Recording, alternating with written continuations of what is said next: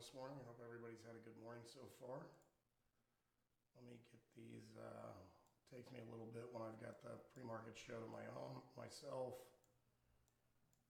I don't know, because I don't usually have this set up to do this, so I apologize. Just bear with me.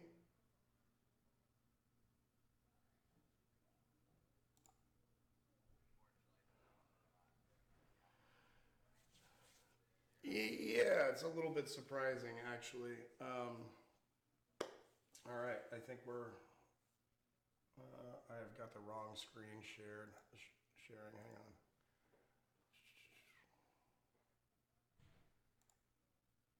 That should be it. There we go. There we go. All right, yep, like Kurt said, how are you doing this morning, Kurt? Good as well. Let me make sure. Can you guys hear me all right on YouTube? Yeah, it'll take a few seconds, but let me know if you guys can't hear me over on YouTube. Awesome. All right, good. Yeah, so I'm a little bit surprised we're so quiet this morning after the Fed rate decision yesterday. We've only got a few on the gappers, and I can tell a couple of them are kind of garbage to begin with, or at least one of them is, and we'll see what happens with the rest. So let's quickly go through kind of some of the stuff we had yesterday. I don't have Carlos's exact watch list that you guys that we built yesterday, because mine's always a little bit different. But if you guys remember any of the ones that I missed, you're welcome to throw them out. We can take a peek at them. Just so you know, I'm taking over the pre-market show just for this morning. Carlos had some stuff he had to do with his daughter at school, couldn't make it. He will be back tomorrow, and I believe he'll actually be in the chat a little bit later today. So anyway, so I think OSTK, okay, let me add those real quick.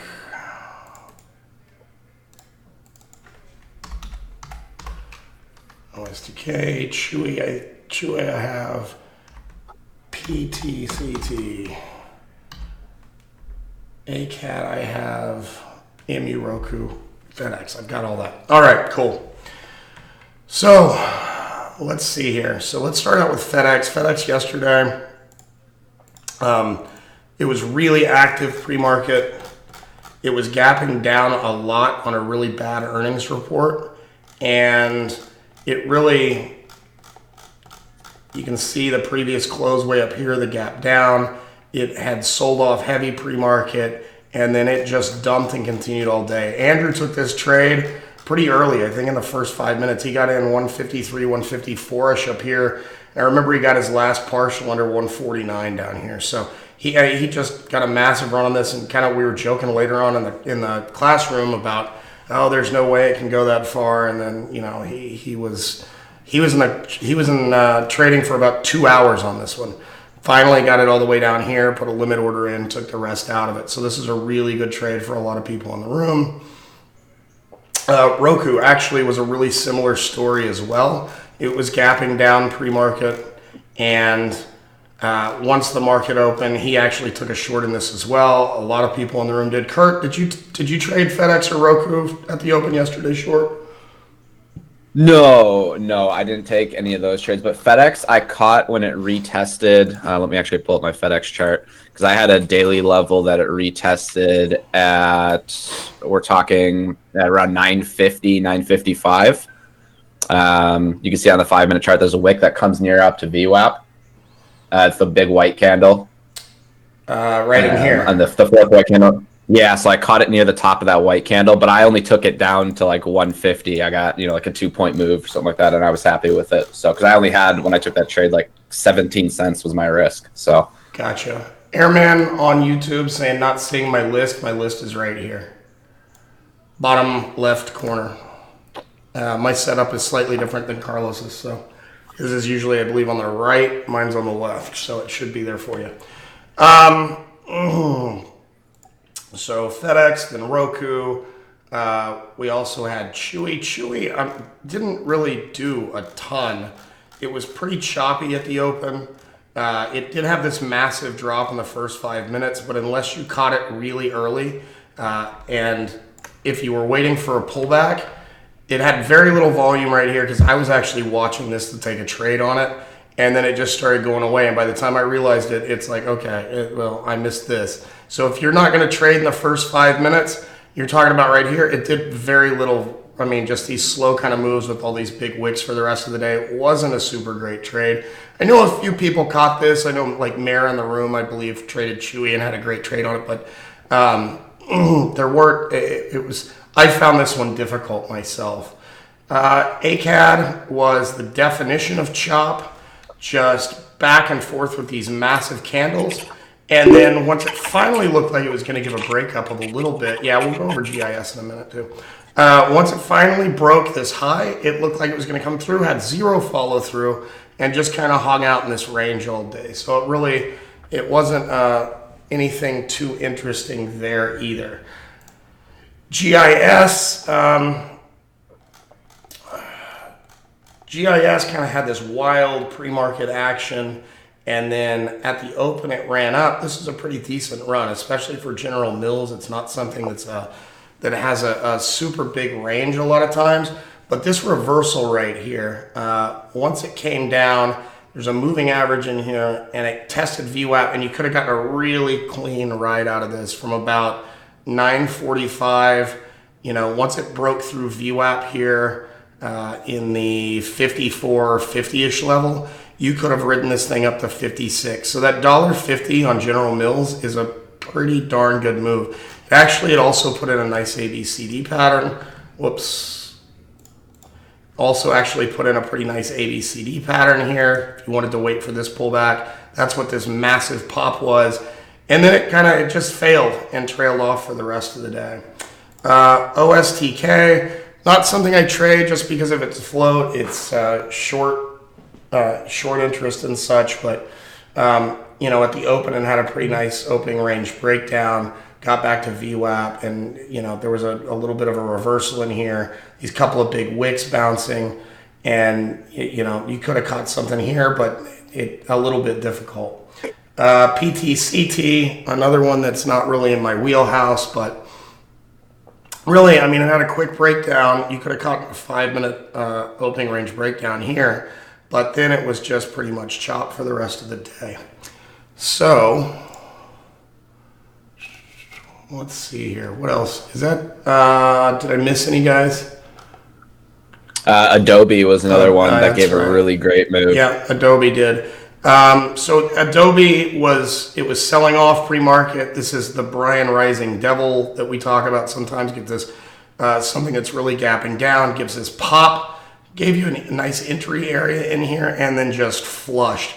Once it put in this, I wouldn't call this a perfect hammer by any stretch, but it wicked here and bounced. I would say this was a pretty decent, once it made a new 5-minute high here, chance to go for something, and it ran nicely. It was like a $5 run from this point, so 5 or 6. So it gave a nice opportunity on that, which was crazy. There were a few things yesterday that were not anywhere on our gappers list, but just made the cleanest runs.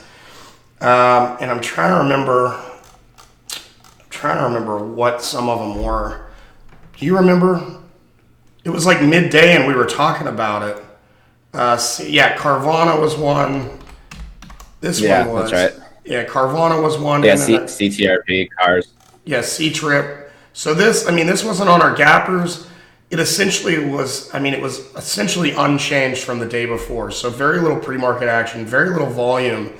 And then just from the open, look at this. It opened at 81-ish and just all the way down almost to 72. And this is like, I mentioned it yesterday, this is essentially a stress-free trade.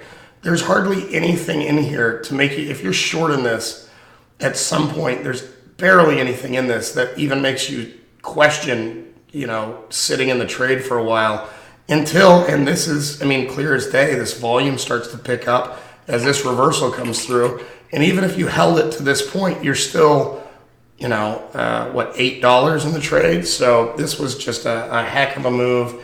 And C-Trip was the other one. There was one more, but that's all right. These were the two really good ones. C-Trip, once again, gave this little pop at the open, not a ton of volume. You can see no pre-market activity, essentially. There looks like there was a block trade right there the night before. Little pop-up, failed to break above the moving average, and then just this massive rundown and just sat there for most of the day. So anyway, that is what we had yesterday. I will...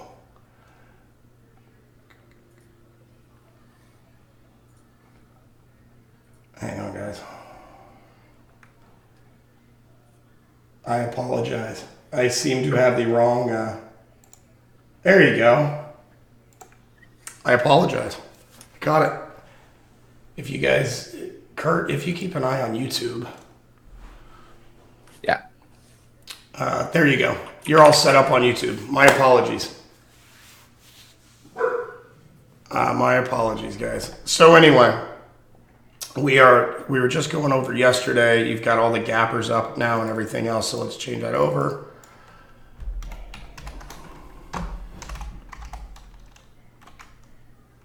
Yeah, sorry guys. I apologize for that. Like I said, it's not often that I cover and share my screens for the pre-market show, so I did not have it set up right. I'm just gonna clear these off. Actually, we'll leave overstock, but we've already got it up top. So as far as news goes, Kurt, you got any news of what's going on today or anything? Honestly, not much. So obviously we had the Fed meeting yesterday and we saw how the market reacted to that. There's that initial sell-off and then it did recover into the close. You can see now that the SPY is sitting up just a little bit. So we'll just kind of have to wait and see how things pan out. Obviously, you can take a look at our gappers list and see that there's not really a whole lot going on today. So there, you got to remember, there's sometimes after these important meetings and when rate cuts or things go through, sometimes it takes some time for the stock market to really digest that information.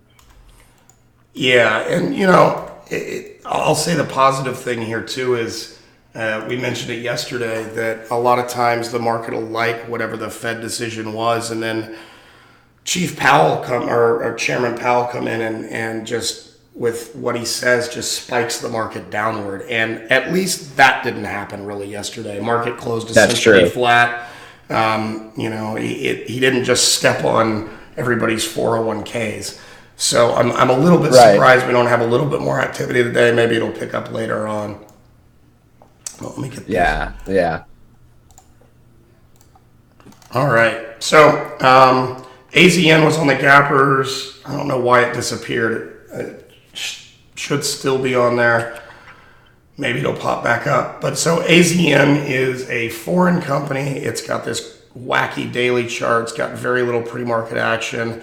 There's a block trade, 81,600, that's putting it on the map right here. So that is what was causing it to hit our scanners for a second. So that's pretty much garbage. MT, same thing. This is a foreign company out of Luxembourg. Very little bad pre-market action. There should be a block trade in here. Probably there it is, 130,000. So that's making up the vast majority of the trading in that one today. Take that one off. Roku. Man, Roku's just getting killed. Can you imagine buying the top of this a couple of weeks ago? At 170, yeah. It's I'm sure some people are in there and hoping it'll come back. Who knows if it will, when it will, but obviously we know the news on this was Facebook coming out essentially with a competitor to the Roku stick or Roku platform, and Comcast giving away the same thing for free to many of its subscribers, so of broadband only. So it's getting hit here.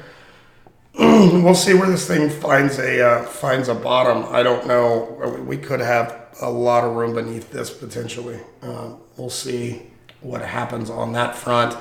We'll take a look at it. It'll definitely be in play this morning. Obviously, we're gapping down 4.1%. 703,000 shares traded already this morning. So this one should be one to watch for sure.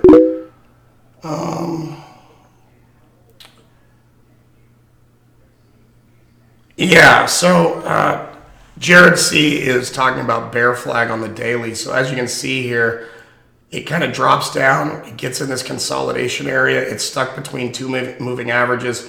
Once it breaks below the moving average, it just took off to the downside. And we could either have a bigger continuation play. I won't try to predict what's going on, but it could form another bear flag, just like we have on the intraday charts that we watch. This one looks like it's going to start going to the downside as well. So, and continue. I think the next level in there is it, what do you have, Kurt? That it, like big level it could stop at, not today, but 80s? I mean, realistically speaking, we've got the gap. We've got that gap that it can fill. Yep. And if it can't fill the gap, yeah, it's somewhere down in the 80s. It's not pretty. No, it's not. It's not. That's one of those that kind of, if you took it long on a longer trade up here, I would be looking to cut my losses and just realize I had a bad trade and move on. Trade that didn't work out and move on. Overstock, we've talked about this one to a decent degree. It's not a super low float, 26 million. It's low enough that it's not something I trade. It's got a massive short float of 55%. So it can get some wild moves. They've got some influence also on what Bitcoin does because of them accepting Bitcoin and holding a certain amount of it. Have you seen any other news on this morning? No. So the problem or the reason why I don't really like OSTK is because exactly like you're saying, it's tied to Bitcoin, and there's been a lot of drama with that company as well. If you remember, the CEO of the company recently stepped down because of some of the comments and that he had made when he was getting involved with politics in America. So it's something it's really difficult to trade because there are a lot of people who have invested in the stock where they're not sure where in the world it's going to go, and it doesn't make it very pretty for day traders. Yeah, exactly. Like you were saying, the CEO sold all of his shares. It's the former CEO, right? The guy that stepped down, I believe, is the one that sold all his shares, and that report just came out, and that's what's causing it to spike down a bit. So, Yep. So anyway, that doesn't put a lot of confidence in it, and when your float is only 26 million shares and your short float is 54, you're just feeding the bears on that.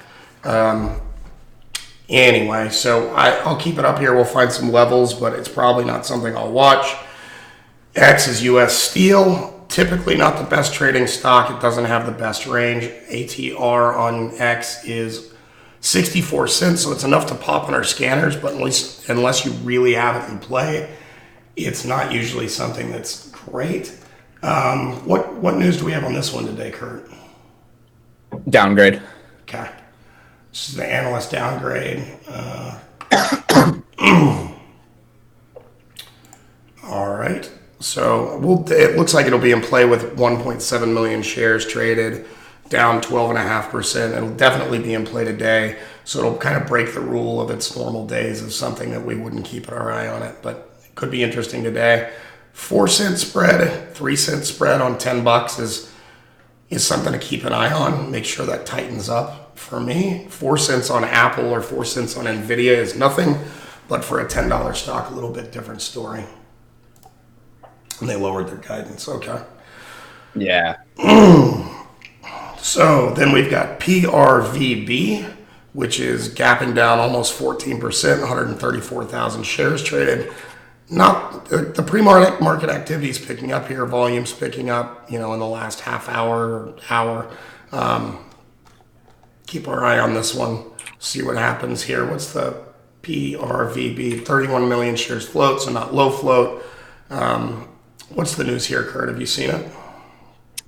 Yeah, they're doing a public offering of common stock. Gotcha. So just issuing more shares. Secondary. All right. Yeah. We've had a couple others pop up here.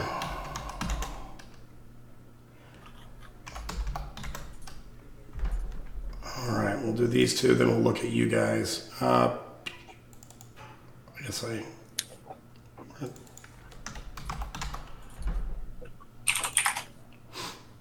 All right, this is block trades. You can see it right here, so nothing to watch on IOTS.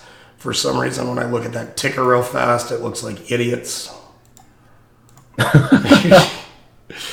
And then we've got Aries, which is 105,000 shares, not the greatest pre-market activity. It's kind of flat.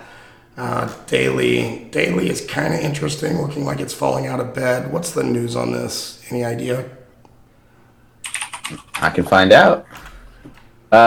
So there you go. It's an offering of common stock. Once so same again, thing. so probably won't trade that well either. All right, let's take a look at a few that you guys have. Then we'll hit NASDAQ active and gainers. Darden, Darden had earnings this morning. Etsy.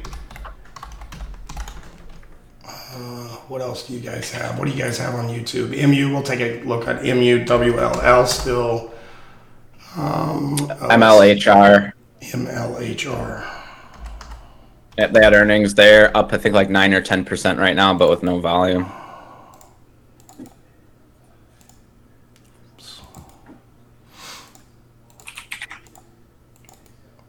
Yeah, they're sitting up 9.9%. Yeah, it definitely needs volume. We'll keep it down here to see if it picks up any volume. WLL, not really enough volume today. Pre-market's kind of so-so. Gapping up 3.6%. We know this has been in play after the Saudi oil strike issue, attack. So we'll see if this one sticks. Eros, let me look at Etsy. Darden should be in play, but it doesn't have the volume. We'll look at it in just a second. Etsy, once again, this has got 2 million shares traded, over 2 million, but we're going to have a massive block trade in here somewhere because the pre-market activity is barely anything. I don't have it on my list here. I'm not going back far enough, but it had this massive block trade sitting here with almost all the volume in that one candle a little while ago. So probably not too much in play today, but we can keep an eye on it, see if it changes. Dry, Darden, they had earnings. Kind of a nasty spread, 25 cents. Not a whole lot of pre-market action right now. It is dropping. This is a nice drop after this consolidation. Couldn't break through. And then it looks like it's trying to lose the daily moving averages here. I would say this would get real interesting if it can get down here below this 122. 56, 50 moving average on the daily for sure, because it's got a lot of room under that. All right, what else we got? Microsoft, Microsoft I was going to bring up. Let's take a look here. Something to note with MLHR is that it is at all-time highs. All right. So that should provide some opportunities for us, assuming it gets volume. Yeah, good deal. Man, this daily chart on Microsoft is horrendous.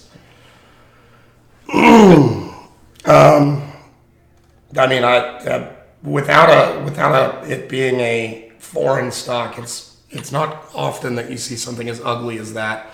Maybe it's trying to break out of this consolidation right now. It's up 1.4%. It does have 264,000 shares traded. Pre-market action, volume's coming in a little bit on it. We'll keep it here and take a look at it later because we'll clear some of this stuff off and then come back to it. Is there any news on Microsoft that you've seen this morning, Kurt? Yeah, they're doing a buyback up to 40 billion in shares. So that's obviously good news for a company. What is that, about 5% of their market cap? Roughly, somewhere in there. Probably. Yeah, they're 1.06 trillion, so that's about 4% of their market cap. So they're buying back about 4% of their company. Yeah, it could be. I mean, that's a substantial buyback. It could be interesting to watch on this. Dividends up as well. All right. Well, good stuff to know. So let's see here. Let's take a look at NASDAQ active and gainers. Actives, Etsy we already got. Roku we've looked at. IOTS we've looked at. ADXS. Penny stock garbage. Won't look at that. TVIX is a volatility ETF. VBIV or ETN. Penny stock. Well, look at that one. GHSI. There's a lot of penny stocks on here today, Kurt. Penny stock. SESN. Penny stock. Not any much action. OST. I feel like a broken record, man. OSTK we have. TQQQ. NASDAQ ETF. And then, so let's look at gainers. WWR. WWR. Not familiar with this one, Kurt, are you? No, I've never seen it before. Let's see if there's actual news associated with it. Westwater Resources. Yeah, I've heard of it. They announced an agreement to purchase natural flake graphite for one of their projects. Now that's interesting. It's got a 1.79 million share float. So this one's got pump and dump written all over it. It's up 19.4%, 82,000 shares. So won't be something I will be looking at. FUV, no volume. We already got MLHR, GoGo. Worst airline internet on the planet. Let's see here. It's got no volume this morning. PBTS. No volume. SGMO.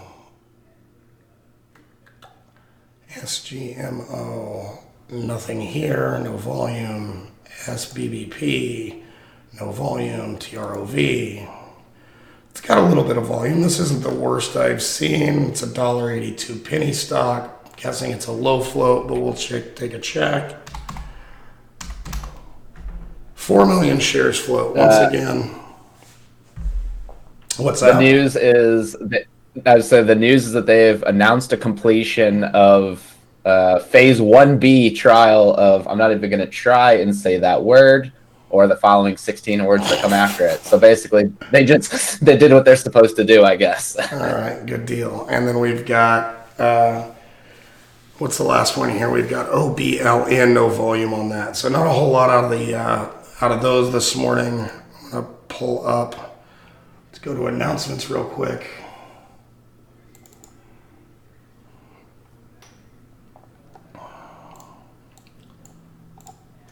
All right. Kurt, you mind going through this? Yeah, sure. Okay. Well, now I can't. Sorry, I'm not. Like I said, I'm not. It's okay. I'm not set up for this, guys. All right, can you see it all right now? Yeah. Okay. So announcements for today. Obviously, we had the interview with Mike Bellafiore from SMB Capital. Make sure if you guys haven't watched that, you go and do so. There's a lot of great information contained within that video. William and Andrew both did an excellent job. So is the Best Trader Challenge still going on? When does it end? It's the entire month of September. 30th. Yeah. Okay, cool. So currently ongoing is the One Best Trader competition through DAS. That's onebesttrader.com. I know that we have a lot of BBT members signed up and competing with that right now. And as we all know, the winners do get an opportunity to go hang out in New York. And is it the opening bell? Oh, they changed the deadline on it, Blake? What's that? Blake is saying for the One Best Trader that they extended the challenge to October 15th. I didn't know that. I don't think so, but I'll confirm it and let you guys know tomorrow if that's okay. The case. Okay. So that being said, obviously still ongoing is the Benzinga FinTech Awards. Make sure that if you guys have not done so, or if you have already done so, that you go ahead and leave us some love. We really appreciate that. Meetups that are coming up. Obviously, we all know that we have in New York City, September 21st with Dr. Brett Steenbarger. In addition, Steve Spencer with SMB Capital, and some of their traders will be joining us as well. I know that there's going to be, we're all really excited for that. There's going to be a really great turnout. It's going to be a lot of fun, and Andrew is going to be spending a ridiculous amount of money making sure that we all stay well hydrated. Also coming up in St. Louis, and this one's close to my home, is October 19th. It's going to be William and I, and maybe a few others. That's still to be determined. We have a meetup in San Diego with Andrew, October 26th, and then there is a meetup coming up in Clearwater Beach, Florida, November 16th. As always, we have our chat room trial discount, pre-market 24. So if you're watching in YouTube and you haven't joined the chat before and you'd like an opportunity to give it a run and see what you think, make sure that you use that discount code. And once again, that is pre-market 24. For all of you on YouTube today, make sure that if you haven't already, make sure that you subscribe to our channel and you hit the notification bell. So every time that we release a new video or if we go live, you'll get notified immediately instead of waiting 15 hours for YouTube to send out the emails like they're supposed to. All right. And then also, we're really proud to be sponsors of Traders for a Cause. They've got their big event coming up in October 12th, 4-day conference. Some really great traders and some knowledge out there you can pick up. Also have fun meeting people, supporting a charity and all. If you use the promo code BearBullVIP, you can get $250 off a ticket. That takes care of that. And then, so Joshua Gray on YouTube is asking, where do we get our news? So there's a number of things. In the chat room, we've got Benzinga news service, which is a paid service, but as part of the room, you get that included in your membership. Gives you a news feed, and I will try to pop it out and show you here. So here is the Benzinga news feed right now. You can search tickers, like if I wanted to see what, if there's anything on Apple, put a specific ticker in there. Otherwise, it gives you a live stream of news. It's very quick and up to date on most things. As fast as just about any news service I've seen out there, less a Bloomberg terminal that you're spending $25,000 a year on. And then also, I mean, we all use a slightly different sources. Personally, I look at FinViz for some news, for upgrades, downgrades. It's a pretty good source as well. It's free, so that's finviz.com. StockTwits, I know this may sound crazy, but I don't ever consider it for any kind of an investing advice or getting really any ideas from it. There's a lot of garbage, but as a news aggregation site, if something starts to move and I can't find a reason for it, I'll look at StockTwits, because there's who knows how many thousands of eyes, and somebody's generally going to post some sort of a news story. That's about all I look at it for. They've got a pretty decent earnings calendar as well there. So those are the three things that I use primarily. Then I look at economic calendar on MarketWatch. MarketWatch also has some news, but if I can't find anything between those 3 or 4 sources, news from what I found generally isn't public yet. Something might be moving on, somebody picked up some obscure source, or sometimes if somebody says something or the president tweets, it takes a little bit for that to show up. So anyway, yeah, I mean, there's all kinds of them. There's all kinds of news sources you can go to. That is my go-to. Kurt, if you have anything, feel free to add. Yeah, so another thing that I use is actually every single morning, CNBC, they post a list of the movers in the morning, and that's one of the things that I check out as well, because a lot of times the stuff on there won't necessarily have volume yet, but if CNBC is posting about it, there's a good chance that it may provide some sort of trading opportunity. So once again, I filter through that news and see what most matches my criteria. Absolutely. All right, I'm just going to narrow this down a little bit here, guys. Aries, it really didn't ever get much volume. I'm going to take this one off. Darden, I'll keep an eye. If this pops up in the scanners, I might do something. It just doesn't have enough volume. It's a NYSE stock. It's not too uncommon, but the spread is 30 cents, it looks like right now, and so I'm going to skip that. Etsy still has very little pre-market activity except for that one block trade that's right in here. It's got a number of these 18,500 trades in here, but those are institutions. Essentially block trades, just not huge ones that stick out like a sore thumb. WLL, this one could be interesting. I'll wait for it to hit scanners, just because, I mean, it really doesn't have any order flow or volume coming through. It's got 91,000 shares traded. I bet there's some big trades in there earlier, but really no volume right now. So I'm going to take this off.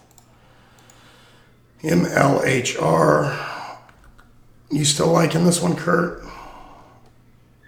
Yeah, I mean, I'm going to keep on it just because it's at all-time highs and it is based off of there is a catalyst that's putting it up there.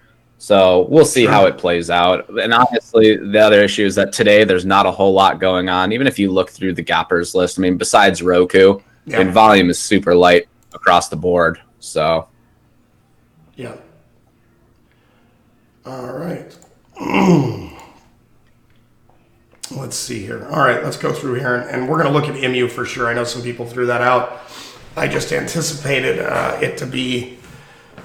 I anticipated it to be on the list to begin with, so we'll leave that on there for now. All right, let's go through here quickly and find some levels. We're kind of getting down on time a little bit. I'm going to remove lines on MU.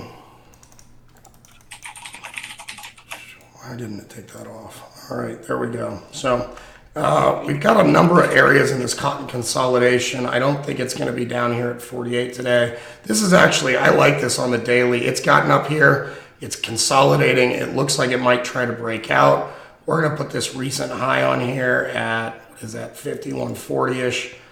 Let me just, 5140. And then if it can break out from there, it might be a really interesting play. We're only 30 cents away from that. So looks pretty decent. Downside here in case at 45, it's not going to make it that far down. That would be, there's not a whole lot else in there that's not already marked by these previous day highs and lows. So we'll leave that. Let's see if we can find pre-market high, which corresponds essentially with this, yesterday high anyway. So we'll leave that, and we're all good on MU. Roku. It gives me heartburn to see this, man.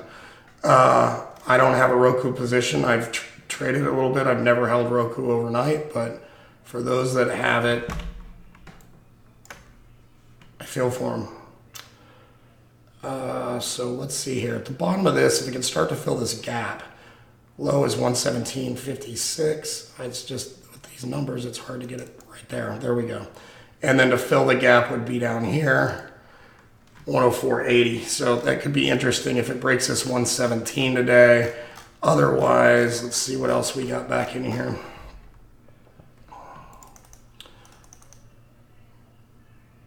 I'm going to put this high up here, but I'm too far back now. What other levels? We have a level right here, but I'll mark it because that's a pretty strong one. As you can see, it was a little bit of resistance before it popped through here. It bounced off of it later, and it's also yesterday's low. It corresponds with the 50 moving average, so that's a pretty decent one we'll have there. Just to the upside in case, 142, 139.91. So we'll see. That would be a crazy bounce reversal, but who knows what could happen. Reggie Ryder, we looked at Eros a little bit earlier. Let's see here. OSTK. This one, like I mentioned, it is a lower float, tough trading stock. A lot of times we've got a level here at 14.12, just under where we are. Pre-market low, I'm going to go ahead and throw this on here, 14.35. Pre-market high, 15.70. We've got a level from yesterday right around that 15.70 number. If it decides to break down, given the range this thing has, ATR on Overstock is $2.67. That is massive for a $14 stock, so you really got to watch out on that. 1207 to the downside, I think that's decent for now. And it looks like it's minding this 1464 level pretty decently, so we'll leave that. X. Let's see here. Let's mark pre-market low. Whoops. Sorry.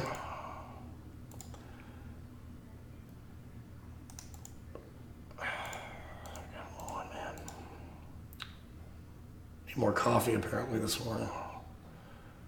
All right. So pre-market low, 1082 right there. Pre-market high is 1131-ish. And then on the daily, we've already got some levels marked to the upside. To the downside, we've got this recent low And let's move that to where it should be.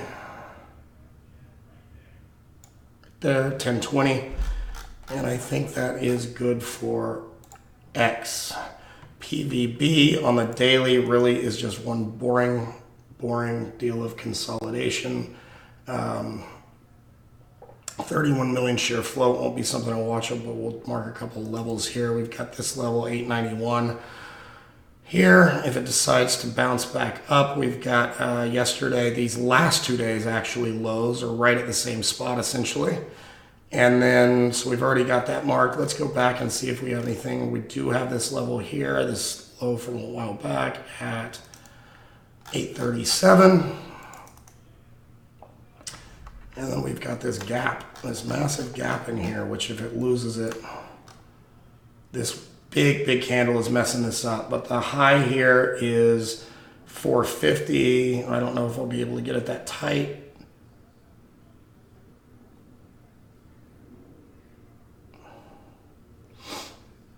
Trying, but I guess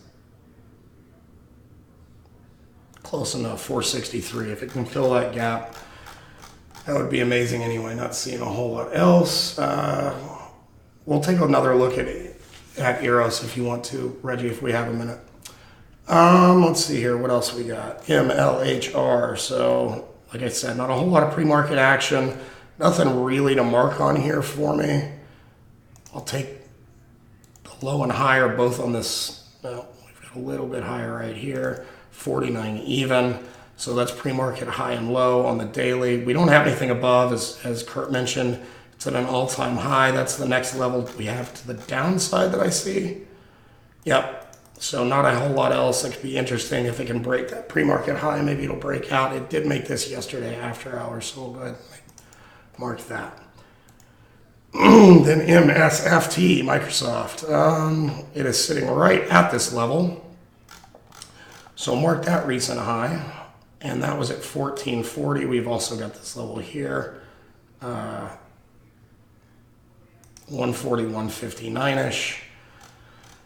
To the downside just a little bit, we've got 139.60, 58. All this chop. I don't see it going down there. And then we've got some other previous highs and lows in there to work off as well. Let's take a look at Eros real quick. So Eros, $3. 39 million shares float. So not, I wouldn't call it a low float. 9% short float. Mark some levels here. So it's been. Kurt, are you familiar with this? What was the catalyst on this one, if anything? 343, I'll mark the high there. Low is essentially this level at the previous day close. Do you see anything on there? Let's go back and see if there's... Which one? Is it EROS? Is that right? Yeah. Yeah, so their shares are trading higher after a company announced it would collaborate with Microsoft to develop the next generation online video platform. So it sounds like they're trying to compete with everyone else, Sure. which is yeah. Sure, sounds like it. All right, guys, so that's what we've got today. We're going to get in the room. We will figure out, whittle this down a little bit, decide our each individual watch lists, game plan some strategies on what we're going to trade today. I appreciate you guys sticking with me on here on YouTube. I apologize for the first couple of minutes that you are not getting the proper feed. Like I said, I'm not set up. I don't do this every day. It's always Carlos sharing his screen. And so anyway, I appreciate it. You guys trade safe, be smart. We'll see you tomorrow morning. Carlos and I will be back. Carlos will be back. I'll be with him as usual tomorrow morning. See you. Talk to you later.